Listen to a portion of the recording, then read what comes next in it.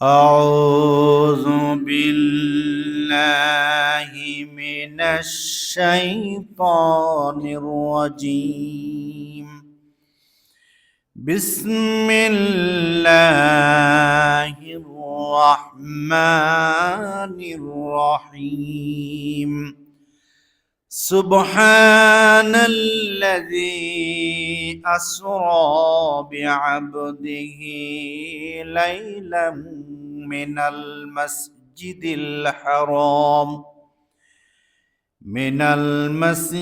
الحرام إلى المسجد الأقصى الذي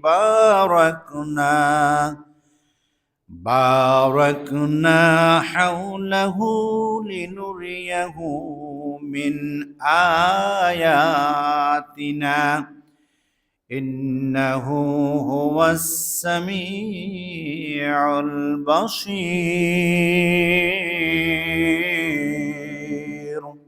الله أكبر. আল্লাহ রাব্বুল আলামিন সূরাতুল বনী ইসরাঈলের প্রথম নম্বর আয়াতে কারিমার মধ্যে আল্লাহ তাআলা মেরাজের যে ঘটনা, এটা একটা আশ্চর্যজনক ঘটনা। এই জন্য আল্লাহ তাআলা প্রথমে বলেছেন সুবহানাল্লাযী আসরা, পবিত্র মহান সত্তা সেই আল্লাহ যিনি কি করেছেন, আসরা বিআবদিহি লাইলাম মিনাল মাসজিদিল আকসা, লাইলাম মিনাল মাসজিদিল হারাম ইলাল মাসজিদিল আকসা। পুত পবিত্র মহান সেই সত্তা, সেই আল্লাহ যিনি কি করেছেন, তিনি তার আপন বান্দাকে সশরীরে, অর্থাৎ আমাদের নবীজির কথা বলেছেন। বান্দা বলতে এখানে কাকে বুঝেছেন? আমাদের নবী জনাবে মুহাম্মদ রাসূলুল্লাহ সাল্লাল্লাহু আলাইহি সাল্লামকে রাতের একটি অংশে এই নৈশ ভ্রমণ ঘটাইছেন। বলেন সুবহানাল্লাহ। রাতের একটি অংশে রাসূল আকরাম সাল্লাল্লাহু আলাইহি সাল্লামকে এই নৈশ ভ্রমণ ঘটেছেন। এই জন্য আল্লাহ পাক প্রথমে বলেছেন সুবহানাল্লাযী। এখানে সেই পবিত্র মহান সত্তাকে বোঝাচ্ছেন। সাধারণত কোনো আশ্চর্যজনক ঘটনা শুনলে আমরা কি বলি? সুবহানাল্লাহ বলি না? এই জন্য যেহেতু এটা একটা অন্যতম একটা মুজিজা, এই জন্য আল্লাহ তাআলা প্রথমেই শব্দটা সুবহানাল্লাযী বলেছেন। আর এখানে আসরা বিআবদিহি বলেছেন। আব্দুন শব্দের অর্থ আমরা জানি সবাই, বান্দা, আল্লাহর গোলাম। এখানে মূলত এই আব্দুন শব্দটা রাসূল আকরাম সাল্লাল্লাহু আলাইহি সাল্লামের শানে ব্যবহার কেন করলেন, এটা যদি আমরা বিশ্লেষণ করি তাহলে আল্লাহ তাআলা মূলত এই জন্যই ব্যবহার করেছেন যাতে রাসূল আকরাম সাল্লাল্লাহু আলাইহি সাল্লাম তিনি যে সশরীরে করেছিলেন মেরাজটা, যে আল্লাহর দিদারটা যে সশরীরে হয়েছে, এটা বোঝানোর জন্য আল্লাহ এখানে আব্দুন শব্দ ব্যবহার করেছেন। আব্দুন বলা হয় যার যে বডি আছে এবং রূহ আছে, আত্মা আছে, এ দুটোর সমন্বয় কি হয়? আব্দুন হয়, বান্দা হয়। সেজন্য তিনার আত্মা আছে, রূহ আছে এবং এই আমাদের যে বডি স্ট্রাকচার আছে, এটার সমন্বয়ে একজন বান্দা হয়, আব্দুন হয়। আর এই বডি সহ এই আত্মা দিয়েই সম্পৃক্ত, যে বডির সাথে যে আত্মা রূহ আছে, এটা সহ এই পূর্ণ মানুষটাকে আল্লাহ তাআলা অর্থাৎ সশরীরেই, স্বপ্নযুগে নয়, কোন যুগে? স্বপ্নযুগে নয়, সশরীরে আল্লাহ যে মেরাজে আল্লাহর আরশ মুআল্লা পর্যন্ত নিয়েছেন, এটা যাতে মানুষ সন্দেহান না হয়, সন্দেহ না করে, এই জন্য আল্লাহ তাআলা এখানে আব্দুন শব্দটা ব্যবহার করেছেন। বলেন সুবহানাল্লাহ। এরপর আল্লাহ রাব্বুল আলামিন বলছেন, লাইলাম মিনাল মাসজিদিল হারামি ইলাল মাসজিদিল আকসা। আল্লাহ রাব্বুল আলামিন বলছেন, আমি আল্লাহ তাআলা আমার আপন দোস্ত মুহাম্মদ সাল্লাল্লাহু আলাইহি ওয়াসাল্লামকে তার খানায় কাবার পাশে উম্মে হানির গড়ে শাহিত ছিলেন আমার নবী, তাকে আমি আল্লাহ তাআলা, আমার বন্ধুকে আমি আল্লাহ তাআলা জিব্রাইল এবং মিকরাইল, কয়জন ফেরেশতা?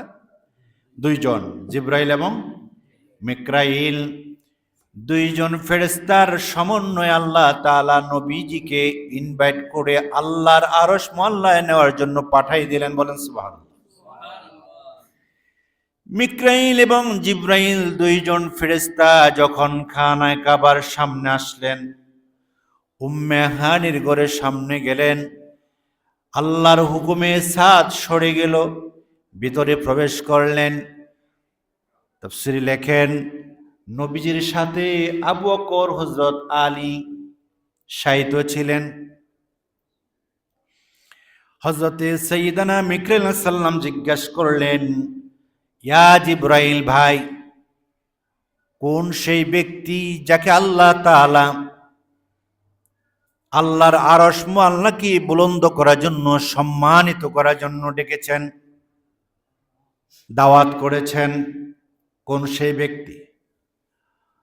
হযরত সাইয়্যিদানা জিব্রাইল বলেন, মাঝখানে যিনি শুয়েছেন, যার চেহারা মোবারক থেকে নূর চমকাচ্ছেন, সেই নবীজি জনাবে মুহাম্মদ রাসূলুল্লাহ সাল্লাল্লাহু আলাইহি সাল্লাম,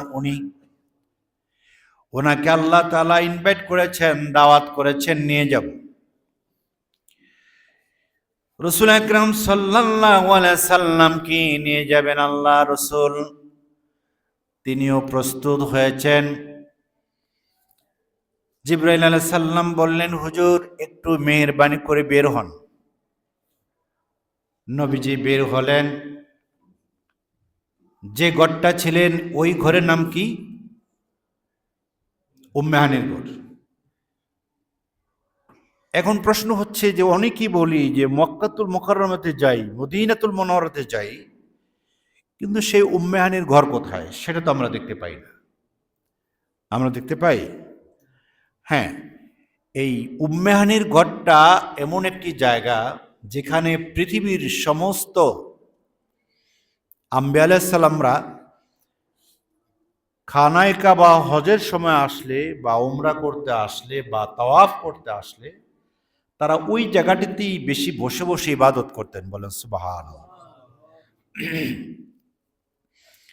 এবং অদ্যাবধি পর্যন্ত যত পৃথিবীতে বড় বড় আউলিয়া কেরাম আছেন, আল্লাহর ওলিরা আছেন, তাদেরকে যদি আপনার পেতে চান, বেশিরভাগ সময় দেখবেন তারা ওই উম্মে হানির ঘর বরাবর ওই জায়গাতেই তারা বসে থাকেন। এই জায়গাটা বর্তমানে সরকার এটাকে আপনার পাথর দিয়ে সুন্দর করে হারাম শরীফের ভিতরে অংশে পরিণত করেছে, বোঝা মুশকিল। কিন্তু আপনারা যদি যান তাহলে দেখবেন যেখানে বাবু আব্দুল মালিক গেট আছে, এই গেটটা বরাবর যে অংশটা নিচে, এই জায়গাটাই হচ্ছে উম্মে হানির ঘর ছিল। এই জন্য পৃথিবীর এখনও যারা আল্লাহর ওলিরা আছেন, বড় বড় মুহাক্কিক আছেন, তারা এই পাশটাতেই তারা বসে বসে আল্লাহর ইবাদত বন্দেগীতে মশগুল থাকেন। বলেন সুবহানাল্লাহ। যেহেতু রাসূল আকরাম সাল্লাল্লাহু আলাইহি সাল্লাম তিনি এখানে বেশিরভাগ সময় ইবাদত করতেন, এবং ঘুমের সময় যদি ঘুম আসতেন, এখানে বেশিরভাগ সময় তিনি ঘুমাতেন। মানুষ ঘুমায়, মানুষ ঘুমায়, সাধারণ মানুষও ঘুমায়, নবীরাও ঘুমান, কিন্তু সাধারণ মানুষের ঘুম আর নবীদের ঘুম কি এক? কি বলেন এক? না। এজন্য বুখারী শরীফের মধ্যে একটি হাদিস দেখলাম, আম্মা জান হযরতে আয়েশা সিদ্দিকা রাদিয়াল্লাহু তাআলা আনহা একটা হাদিস বর্ণনা করেছেন। তিনি বলেছেন, রাসূল আকরাম সাল্লাল্লাহু আলাইহি সাল্লাম আমাকে বলে দিয়েছেন, কানা রাসূলুল্লাহ সাল্লাল্লাহু আলাইহি সাল্লাম ইয়াকুল ইয়া আয়েশা ইন্না আইনাই তানামান ওয়ালা ইয়ানামু কলবি। আমি রসুল চর্মচক্ষেও ঘুমালে কিন্তু আমার রূহ কখনো ঘুমায় না। সর্বক্ষণ সর্বক্ষণ আল্লাহ তাআলার সাথে কথোপকথন, কথা বলার জন্যে আমার অন্তর কখনো একটি সেকেন্ডের জন্য ঘুমায় না। বলেন সুবহানাল্লাহ। এই হাদিসটা বুখারী শরীফের মধ্যে এসছে যে রাসূল আকরাম সাল্লাল্লাহু আলাইহি ওয়াসাল্লাম বলেছেন, আম্বিয়া আলাইহিস সালাম যারা তাদের চোখ, চর্মচোখ যেটা, এটা চোখ বন্ধ রাখে, কিন্তু তারা তাদের রূহ এটা কখনো ঘুমায় না। এটা সর্বক্ষণ আল্লাহর সাথে একটি কালেকশন থাকে, সম্পর্ক থাকে তাদের সাথে, এই নবীদের সাথে, রসুলদের সাথে আল্লাহর রূহের সম্পর্ক, তাদের সাথে সবসময় কথোপকথন হতেই থাকে। বলেন সুবহানাল্লাহ।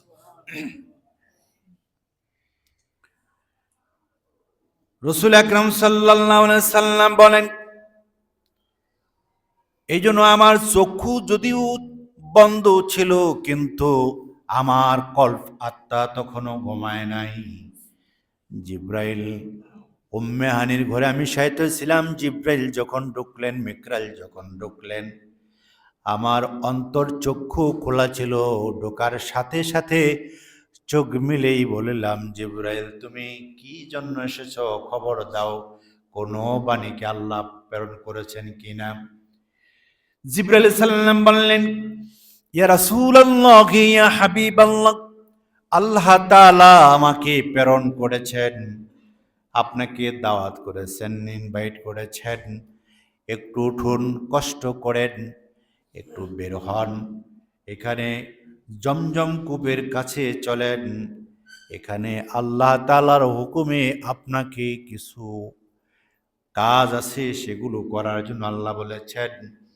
রাসূল বললেন, ফাসাক্কিন কলবি ফাসাক্কিন সদরি ফাআখরাজা কলবি।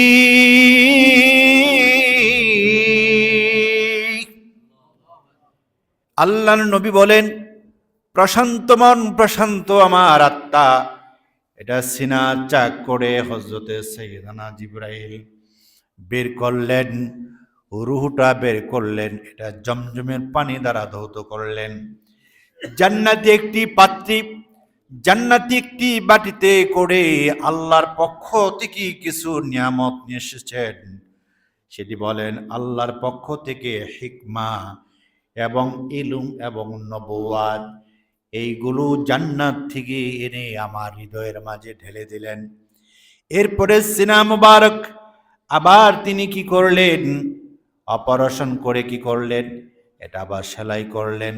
সেলাই করে আল্লাহ রসুলকে উজু করায়া আল্লাহ রব্বুল আলামিন জিব্রাইলকে যেভাবে বলে দিয়েছেন, জিব্রাইল সেভাবে আল্লাহ রসুলকে নিয়া মক্কাতুল মুকাররমা থেকে মসজিদুল আকসার দিকে তিনি গমন বা সফর শুরু করে দিলেন। আওয়াজ দা বলেন না সুবহানাল্লাহ। রাসূল আকরাম সাল্লাল্লাহু আলাইহি সাল্লাম তিনি বলেন, খানায় কাবার থেকে যখন আমাকে ইনি মসজিদুল আকসার দিকে ভ্রমণ শুরু করে দিলেন, প্রতিমধ্যে আমি হযরতে সাইয়্যিদানা মুসা আলাইহিস সালামকে আমি দেখলাম তার কবরের উপরে দাঁড়ায়া তিনি নামাজে রত আছেন। সুবহানাল্লাহ। নবীজি বলেন, মারারতু আলা মুসা লাইলাতা আসরি বি ইনদাল কাসিবিল আহমার ওয়া হুয়া কাইমুন ইউসাল্লি ফি কবরিহি। বলেন সুবহানাল্লাহ। নবীজি বলেন, মারারতু আলা মুসা লাইলাতা আসরি বি ইনদাল কাসিব। নবীজি বলেন, আমি যখন ভ্রমণ করতেছিলাম তখন দেখলাম জেরুজালেমের অতীব কাছে একটা টিলা পাহাড়, লাল বালুর পাহাড়। কি বালু? লাল বালুর পাহাড়ের এখানে হযরতে মূসা আলাইহিস সালামের কবর। কবরের উপরে দাঁড়ায়া হযরতে মূসা আলাইহিস সালাম নামাজে রত আছেন। সুবহানাল্লাহ। তাহলে বোঝা গেল আল্লাহর নবীরা দুনিয়ায় যতদিন জীবিত থাকেন তখনও হয়তোবা শরীরের ক্লান্তি হলে শরীরের জন্য প্রশান্তির জন্য চর্মচক্ষু ঘুমায়, অন্তরচক্ষু কখনো ঘুমায় না। তেমনি ভাবে নবীরা যখন দুনিয়ার জমিন থেকে চলে যান, কবর জগতে যান, সেখানেও নবীরা ঘুমান না, বরংস নবীরা জিন্দা, নবীরা কবরেও তারা সেখানে নামাজরত থাকে। সুবহানাল্লাহ। এখন প্রশ্ন হলো, আমাদের সমাজে তথাকথিত কিছু আলেম নামে কলঙ্ক, তারা বলে নবী তো মারা গেছে। নাউজুবিল্লাহ বলতেন না? এখানে আল্লাহ রসুল যেখানে নিজে বললেন, মারারতু আলা মুসা লাইলাতা আসরি বি ইনদাল কাসিবিল আহমারি ওয়া হুয়া কাইমুন ইউসাল্লি ফি কবরি। ওয়া হুয়া মানে এখানে ওয়া হুয়ার ফাইল হলো মুসা আলাইহিস সালাম।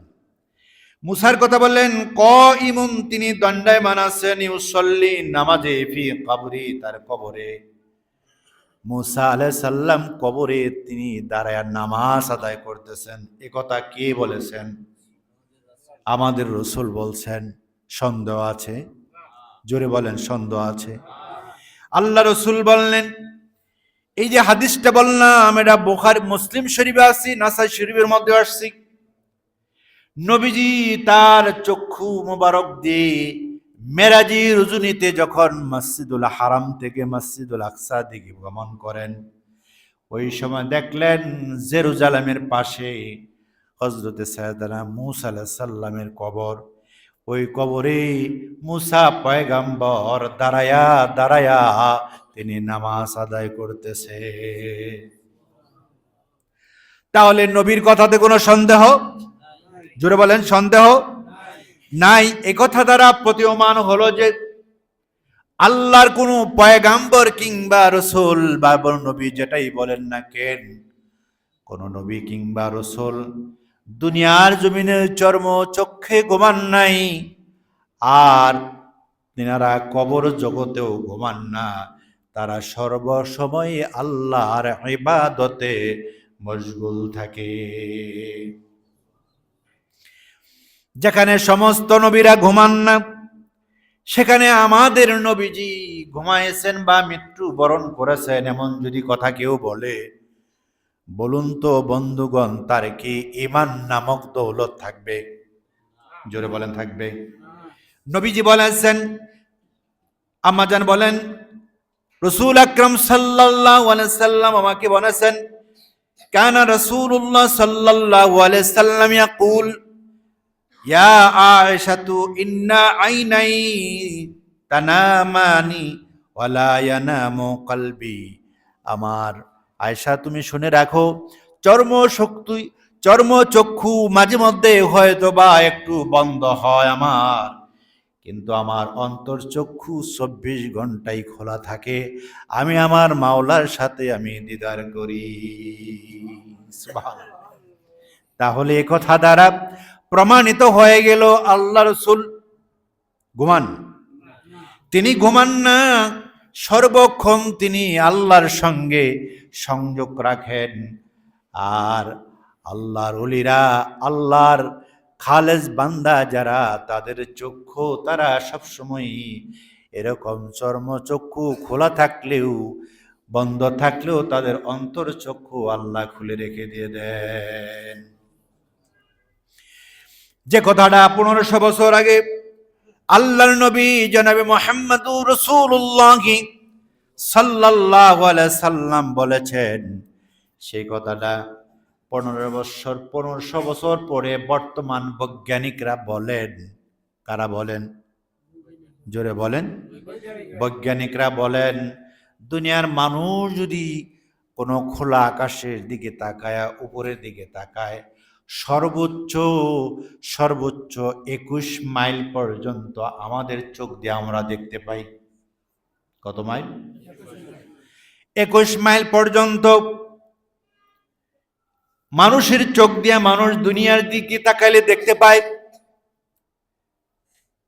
কিন্তু সামনে যদি কোনো ব্যারিকেড থাকে, দেখার কোনো শক্তি নাই। এই যে ঘরে, এই যে মসজিদে এসেছি, উপরে চাল দেওয়া আছে, এখন কি উপরে কিছু দেখতে পাই?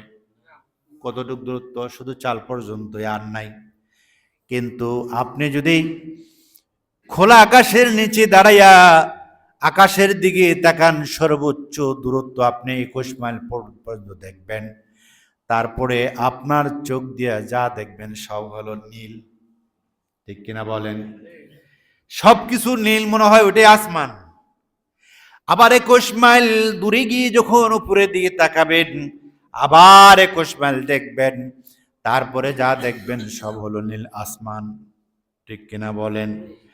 আল্লাহ পাক রব্বুল আলামিন রসুলকে জানায় দিলেন, রসুল গোটা মানব জাতিকে জানায় দাও, যারা যারা কোনো মুসলিম সম্প্রদায় ছাড়া, মুসলিম হোক অমুসলিম হোক, সবাই তাদের চর্মচক্ষু দিয়ে তারা 21 মাইল পর্যন্ত দেখতে পারে। কিন্তু যারা মুমিন আল্লাহওয়ালা, তাদের যে অন্তরচক্ষু আছে, তাদের কোনো গতিবেগ নাই, তাদের কোনো নির্দিষ্ট সীমারেখা নাই। তারা আল্লাহ পাক যা কবুল করেন সে পর্যন্তই তাদের চোখ খোলা থাকে। এজন্য একবার রাসূল আকরাম সাল্লাল্লাহু আলাইহি ওয়াসাল্লামের সাহাবী হযরতে আবু বকর রাদিয়াল্লাহু তাআলা, নাম শুনছেন? নবীজির সবচাইতে শ্রেষ্ঠ সাহাবী, যার কাছে আবু জেহেল প্রথম যে বলছেন, এ আবু বকর, শুনছো নাকি তোমাদের মোহাম্মদ আজকে একটা বড় পাগলামি করতেছে? কয়, কি পাগলামি? ওই আজকে সকালবেলায় মসজিদে খানায় কাবার সামনে বসে বলতেছেন যে আজকে নাকি রাতে রাদারে তিনি মক্কা থেকে মসজিদুল আকসা গেছেন ফিলিস্তিনে। সেখান থেকে সাতবক আসমান জমিন ঘুরে ঘুরে, জান্নাত জাহান্নাম ঘুরে ঘুরে, আল্লাহর আরশ মহল্লা ঘুরে আবার এই রাতের ভিতরেই নাকি আবার খানায় কাবা আসছেন। এমন পাগল কি পৃথিবীতে কেউ হয় নাকি? বলেন নাউজুবিল্লাহ। কে বলতেছেন? কার কাছে বলেন? আবু বকরের কাছে বলেন। আবু বকর রাদিয়াল্লাহু তাআলা বললেন, আবু জেহেল, তুমি যে কথাটা বললে এটা কি তোমার বানানো কথা না? আল্লাহ রসুল বলেছেন। আবু জেহেল বলেন, না, আমার বানানো না, তোমার যে নবী, তোমাদের যে নবী, আমার যে ভাতিজা আবু জেহেল মোহাম্মদ, সে বলেছে।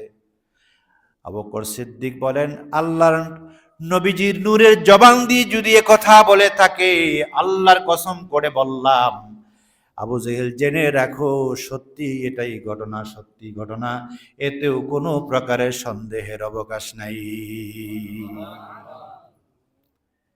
এজন্য আবু বকর রাদিয়াল্লাহু তাআলা সাথে সাথে ঘর থেকে বের হয়ে নবীজির দরবারে গেলেন। নবীজির কাছে জিজ্ঞাসা করলেন, নবীজি, আপনি নাকি এটা করেছেন? আবু জেহেল আমারে বলছেন। রসুল বললেন, আপনি কি বলেছেন? আবু বকর বলে, আমি বলছি, নবীজি যদি নূরের জবান দিয়ে বর্ণনা করে থাকেন, তাহলে নিঃসন্দেহে তিনি সত্য বলেছেন, সন্দেহের অবকাশ নাই। রসুল বললেন, কথা দিলাম রে আবু বকর, আজকে থেকে ঘোষণা দিলাম, আপনার নাম শুধু আবু বকর না, আপনার নাম হলো হযরতে আবু বকর সিদ্দিক, উপাধিতে ভূষিত বোধ করে দিলাম। ঘোষণা দিয়ে দিলাম আপনি সিদ্দিক। সেই আবু বকর রাদিয়াল্লাহু তাআলা আনহু তার একটি ঘটনা আপনাদের মাঝে উপস্থাপন করতে যাচ্ছি। একদা হযরতে সাইয়্যিদানা জিবরাইল আলাইহিস সালাম একবার মানুষ আকার ধারণ করে এসে আবু বকর রাদিয়াল্লাহু তাআলা আনহুকে বললেন, আবু বকর ভাই, তোমার কাছে একটা কথা জিজ্ঞেস করি, যে কি কথা? সেটি হলো, তুমি তো আল্লাহ রাসূলের সবচাইতে প্রিয়তম একজন সাহাবী। তোমার কাছে প্রশ্ন করি, বলো তো, তুমি কি বলতে পারবা এখন হযরতে সাইয়্যিদানা জিবরাইল কোথায় আছে? সুবহানাল্লাহ বলতেন না? কার কথা বলে? জিবরাইলের কথা বলে। প্রশ্ন করছেন কে? জিবরাইল। মানুষের আকার ধারণ করে আসছেন। জিবরাইল বেশিরভাগ আল্লাহ রসুলের কাছে হযরতে দাহিয়াতুল কলবি রাদিয়াল্লাহু তাআলা আনহুর সাহাবীর আকার ধারণ করেই মাঝে মধ্যে রসুলের কাছে আসতেন। আবু বকর রাদিয়াল্লাহু তাআলা বললেন, জিবরাইল ভাই শোনেন, আপনার পরিচয় তেমন জানি না, তবে আমাকে একটু সময় দেন। 2 রাকাত নামাজ আমি আদায় করে আপনার আপনি যে প্রশ্ন করছেন এই প্রশ্নের উত্তর আমি দিয়ে দিব। সুবহানাল্লাহ বলতেন না? হযরতে আবু বকর রাদিয়াল্লাহু তাআলা আনহু চলে গেলেন খানায় কাবায় গিয়ে সিজদায় পড়ে গেলেন। 2 রাকাত নামাজ পড়ে তিনি আসলেন। আসার পরে বললেন, আপনি বসেন। এবার বসলেন, বললেন, ভাই বলেন তো কোথায় জিবরাইল? আবু বকর রাদিয়াল্লাহু তাআলা বলেন, আমি সিজদায় গিয়া আমি প্রথম আসমান, দ্বিতীয় আসমান, তৃতীয় আসমান, চতুর্থ, পঞ্চম, ষষ্ঠ, সপ্তম, জান্নাত জাহান্নাম অর্থাৎ গোটা পৃথিবীর সব সৃষ্টি জগতে আমি চোখ বন্ধ করে তাকায় দেখলাম, কোথায়ও তো আমি জিবরাইলকে পেলাম না। তবে আমার এতটুকু দৃঢ় বিশ্বাস, আমার মন সাক্ষী দেয়, হয়তোবা আপনি হযরতে সাইয়্যিদনা জিবরাইল হতে পারে। আর একটু আওয়াজ দা বলেন সুবহানাল্লাহ।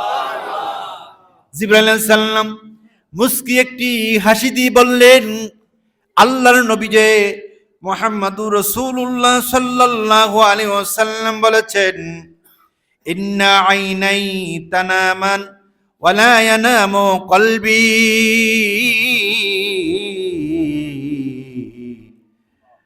আল্লাহর ওলিরা, আল্লাহর নবীরা, তাদের চর্মচক্ষু যদি ঘুমায় কিন্তু অন্তর চক্ষু সবসময় জাগ্রত থাকে। আল্লাহর নবীর সহবতে গিয়ে আল্লাহ তাআলা আপনাকে এত মর্যাদা দিলেন, আমি অস্বীকার করতে পারলাম না। সত্যি বলছি, আমি হলাম হযরতে সাইয়্যিদানা জিবরাইল। সুবহানাল্লাহ। প্রিয় ভাই সব, তাহলে বোঝা গেল, কোন আল্লাহর গোলাম যদি মোমেন হয়, আল্লাহওয়ালা হয়, এই জন্য আল্লাহর ওলিদের কিন্তু কাশফ খোলা, তাদেরকে কিছু কিছু জিনিস আল্লাহ দান করেন। কিছু হলো পুঁথিগত জ্ঞান, আর কিছু হলো ইলমে লাদুনি, যার দ্বারা কোনো প্রশ্ন করলে সাথে সাথে আল্লাহর হক্কানি যারা মুহাক্কিক, আল্লাহর ওলি, খালেস বান্দা, তারা প্রশ্ন করলে সাথে সাথে কিতাবের হাওলা দিয়া উত্তর দিয়া বলে দেয়, হয়তো বা এটাই হবে। সুবহানাল্লাহ। চক্ষু বন্ধ করলে অনেক কিছুই তারা দেখতে পায়, আর এটা অবশ্যই সম্ভব, যেহেতু আল্লাহ রসুল 1500 বছর আগেই আল্লাহ রসুল স্পষ্ট বর্ণনা করে দিয়েছেন। প্রিয় ভাই সব, এই জন্য রসুল আকরাম সাল্লাল্লাহু আলাইহি সাল্লাম এভাবে তিনি জান্নাতের ভিতরে যাবেন, জাহান্নামে যাবেন, 7 তবক আসমান জমিন সব ঘুরে ঘুরে দেখবেন। এই জন্য আল্লাহ পাক রব্বুল আলামিন বলেন, বারাকনা হাওলাহু লিনুরিয়াহু মিন আয়াতিনা। বলেন আল্লাহু আকবার। আল্লাহ রাব্বুল আলামিন বলেন, দুনিয়ার মানুষ শোনো, আমার আপন দোস্ত মুহাম্মদ সাল্লাল্লাহু আলাইহি ওয়াসাল্লাম কি আমি আল্লাহ তাআলা ৭০,০০০ নূরের পর্দা ভেদ করে আমার রসুলকে আমার আরশ মহল্লায় নিয়ে গেলাম। আমার সঙ্গে সশরীরে সাক্ষাৎ ঘটায়া দিলাম। আমি বিভিন্ন নিদর্শনাবলী এক এক করে সব আসমান জমিনে ঘুরে ঘুরে আমি দেখায় দিলাম। এই জন্য মেরাজের রজনীতে আল্লাহ রসুল জান্নাতের আলোচনা করলেন, এসে জাহান্নামের আলোচনা করতেছেন। ইতিমধ্যে হযরতে সাইয়্যিদানা বেলাল রাদিয়াল্লাহু তাআলা আনহু এসে হাজির হয়ে গেলেন। আল্লাহর নবী বেলালের দিকে তাকায় একটু মুস্কি হাসি দিলেন। কি দিলেন? একটু মুস্কি হাসি দিলেন আর বললেন, বেলাল একটু বলবে নাকি তোমার এত ভালো ভালো কি আমল আছে? হুজুর কি ব্যাপার, এই কথা হঠাৎ করে আপনি জিজ্ঞাসা করেন? নবীজি বলেন, আমি আজকে এই রাতে জান্নাতের ভিতরে যখন আমি ঢুকি, কোথায়? জান্নাতের ভিতরে যখন ঢুকলাম তখন আমি দেখতে পেলাম জিব্রাইল আমার সামনে দিয়ে যায় আর সব কিছু জান্নাতের ভিতরে আমারে ঘুরে ঘুরে দেখায়। আমি যখন জান্নাতে সব নাজ নিয়ামত ঘুরে ঘুরে দেখতেছিলাম, ওই সময় আমি বেলাল তোমার পায়ের যে খরম, এই জুতার আওয়াজটা আমি টকটক আওয়াজটা জান্নাতের ভিতরে পেলাম। আমার মনে হলো আমার সামনে দিয়ে বেলাল তুমি যাচ্ছ। আমি জিব্রাইলকে জিজ্ঞাসা করলাম, ভাই জিব্রাইল, এই যে জুতার আওয়াজ পড়ে কে যেন আমার সামনে সামনে যায়, পেছন থেকে তো আমি বুঝতে পারছি না কে সেই লোক আর আওয়াজ। হযরত সাইয়েদানা জিবরাইল সাল্লাম বললেন, হুজুর এটা হলো আপনার সবচাইতে প্রিয় একজন সাহাবী, যিনি যিনি আপনার অত্যন্ত কাছের হযরত বেলালের জুতার পায়ের খরমের জুতার পায়ের আওয়াজটি আপনাকে শোনায় দেওয়া হচ্ছে।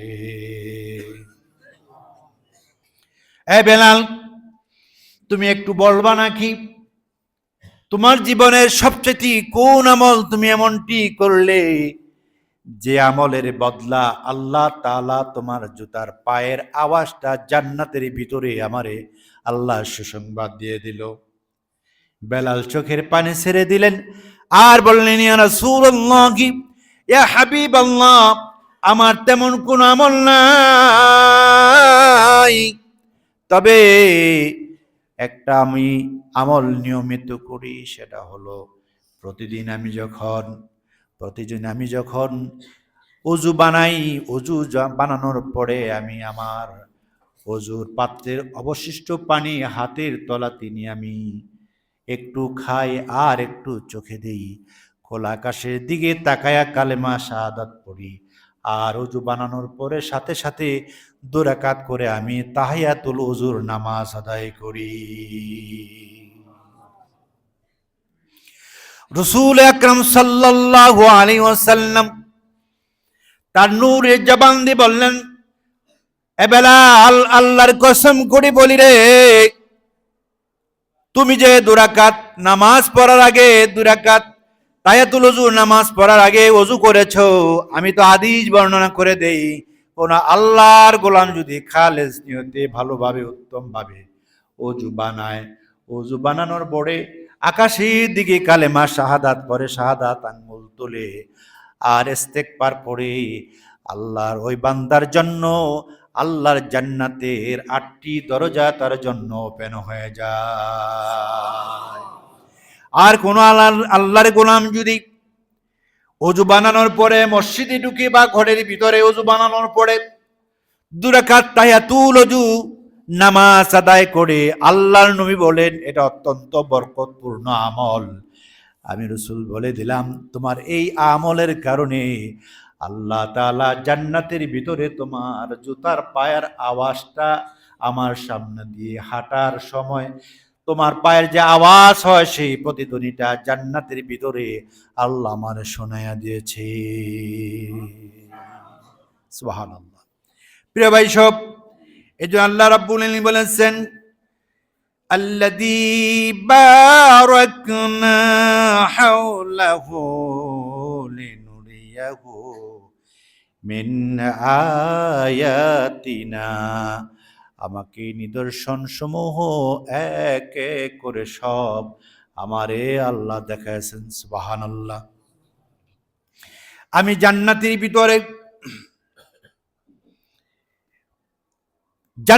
ভিতর থেকে আমি দেখতে পেলাম, ভিতরে ঢুকে আরেকটি জিনিস দেখতে পেলাম।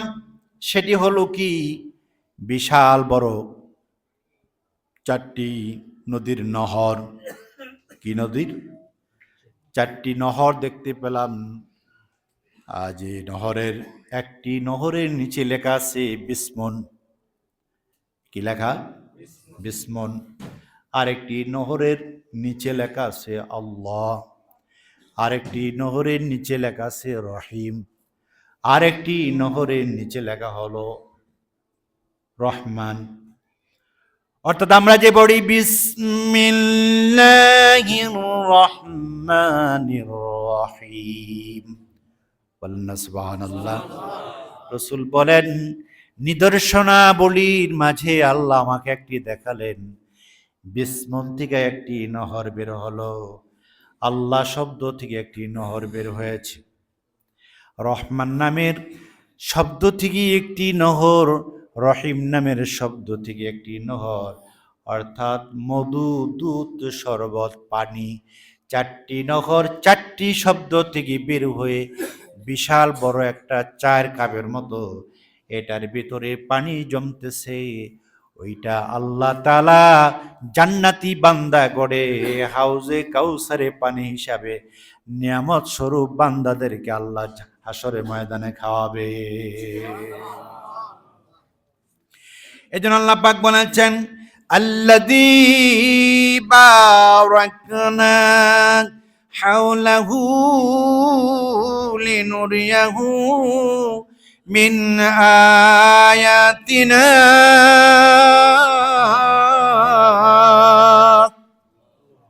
আল্লাহ বলেন, নিদর্শনা বলে আমি আল্লাহ পাক করে আমার বন্ধুকে চরম চক্ষু দিয়ে এক এক করে আমি আল্লাহ আমি নবীজিকে দেখাইছি। বলেন সুবহানাল্লাহ। আল্লাহ বলেন, ইন্নাহু হুয়াস সামিউল বাসীর।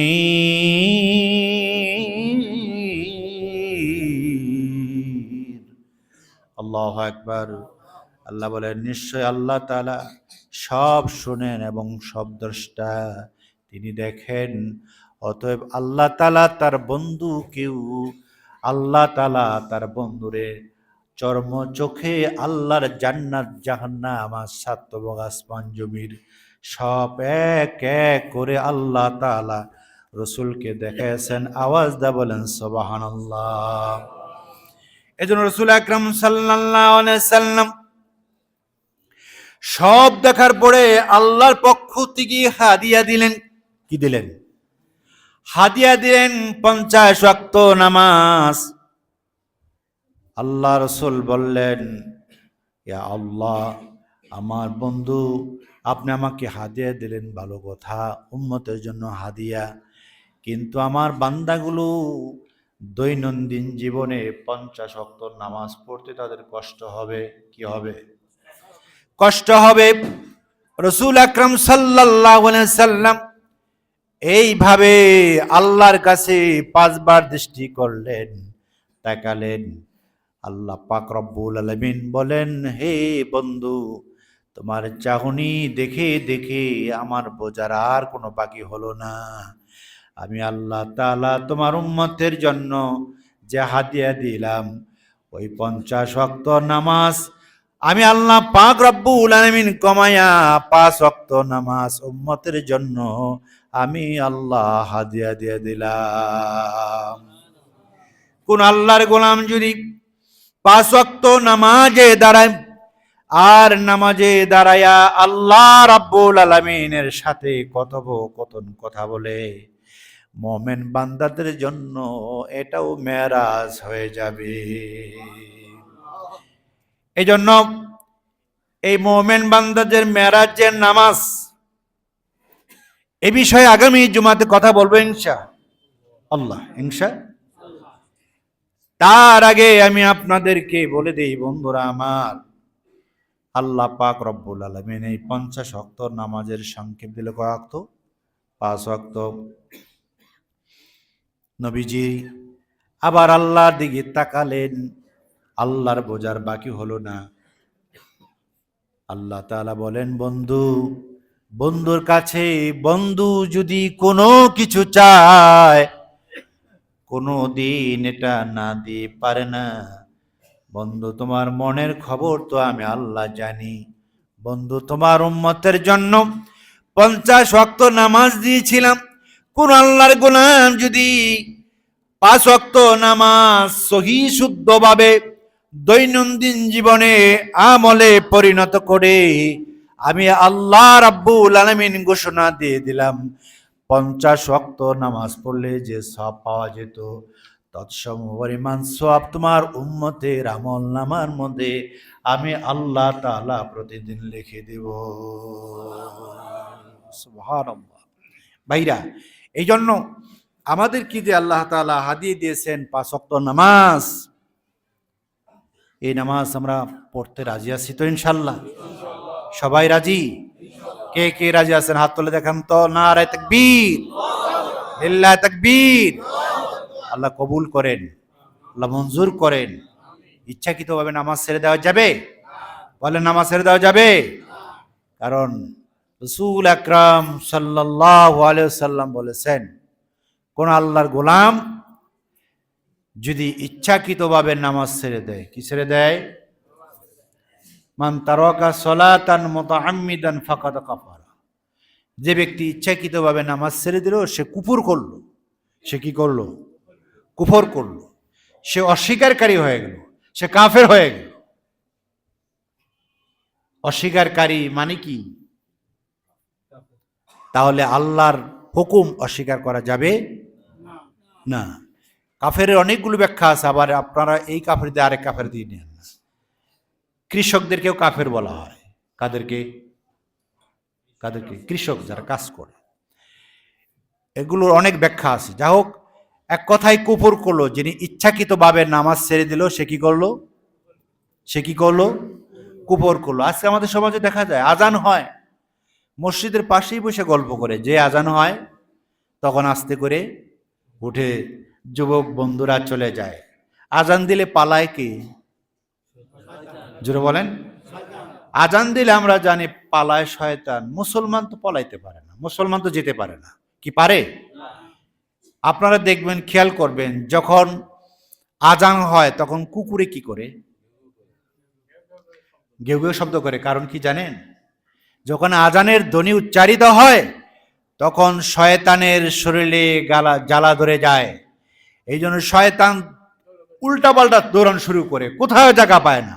তাড়াতাড়ি গিয়ে ওরা কুকুরের কানের ভিতরে ঢোকে। কোথায় ঢোকে? কুকুরের কানের ভিতরে ঢুকলে তখন একটু কানের সুরসুরি লাগে, তখন কুকুরগুলো আজানের মতো এই আওয়াজ দিতে থাকে। কুকুরগুলো তাদের ভাষায় তার কি করে? আওয়াজ দিতে থাকে, ভুক ভুক করতে থাকে। তার মানে হচ্ছে, বুঝবেন, ওদের কানের ভিতরে এখন কি ঢুকছে? শয়তান ঢুকছে। কারণ শয়তান উল্টা পাল্টা দৌড়াইতেছে, কোথায় যায় জায়গা নেবে, পায় না খুঁজে। এই জন্য কিছু শয়তান যায় কুকুরের কানে, কিছু শয়তানের মেন হেড অফিস হলো বাথরুমে। কোথায়? হেড অফিস হলো বাথরুমে ঢোকে। আমরা জানি এইটা যে আজান দিলে শয়তান পালায়, কিন্তু আজান দিলে যে মানুষ যায়, মসজিদের পারে বসেই গল্প করে, হ্যাঁ, দোকান পারে চা খা, আজান দিলে অন্তি উঠে আবার মসজিদে আরেক দিকে যায়। এটা তো মানুষ যেতে পারে না। তাহলে বুঝতে হবে, মিনাল জিন্নাতি ওয়ান নাস, মানুষ নামক শয়তান আছে, জিনজাতি শয়তানও আছে। তাহলে এটা হলো মানুষ রূপী শয়তান। ঠিক কিনা বলেন?